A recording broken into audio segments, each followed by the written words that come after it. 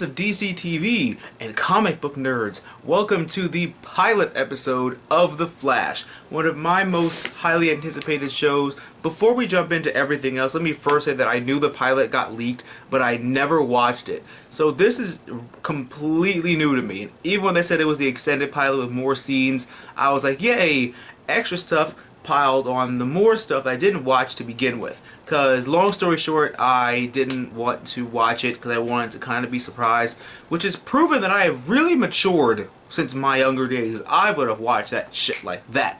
But I have a better respect for Warner Brothers and I really would like to work with them, so I didn't take part in watching the pilot, even though I think it was kind of leaked on purpose. But I'll never know. But I didn't watch the pilot when it was leaked. I watched it now. So let's just jump into this. If you're new to my channel, I'm going to review Flash every week. So make sure you subscribe to get that and be the first to know when the new episode review comes out.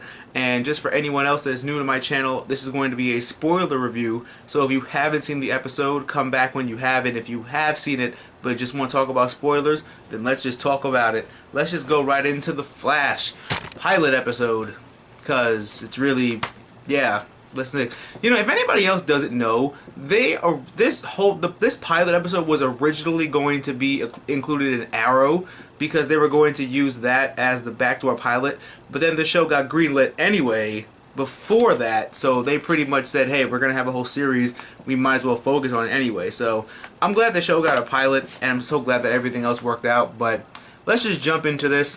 Barry Allen is really smart, in case you guys don't know. He's so smart that Batman respects his work as a forensic person.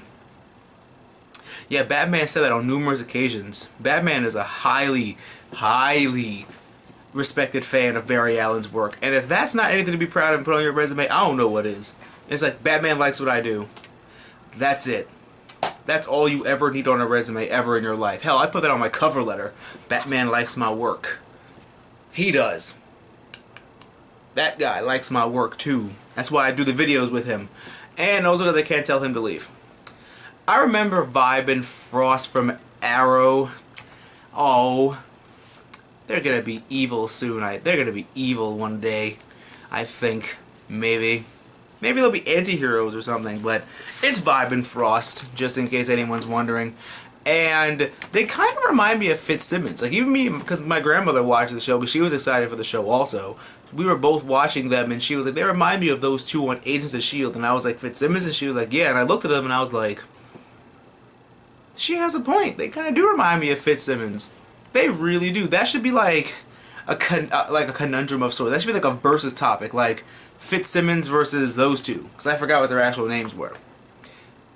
Barry has come into his gifts, and one thing I like is how in the first episode it basically, like, certain things are made off better to be TV shows and movies, in my opinion, for origin stories, because the origin story was really fast in this episode. No pun intended. No pun intended was made for that.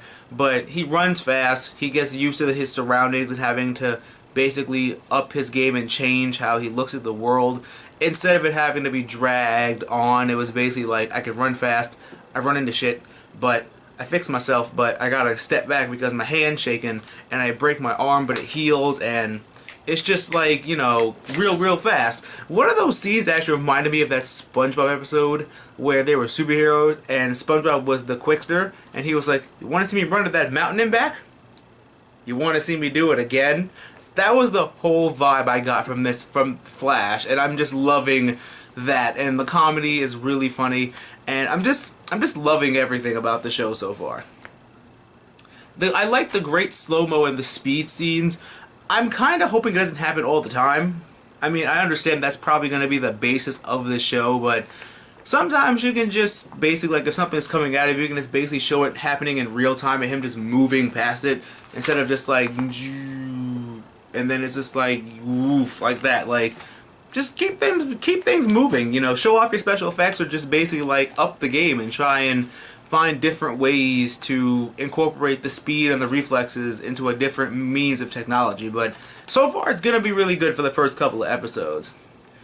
Barry goes to see an old friend, which initiates the Stephen Amell cameo that we all knew about because they ruined it with the promos. But then again, you have to promote the show somehow. Although they could have just put... This is what I don't understand. Thumbs up or comment down below if you agree that The Flash would have been so much better to show on Wednesdays beside Arrow. Like, Arrow at 8, The Flash at 9. That would have been, like, a powerhouse.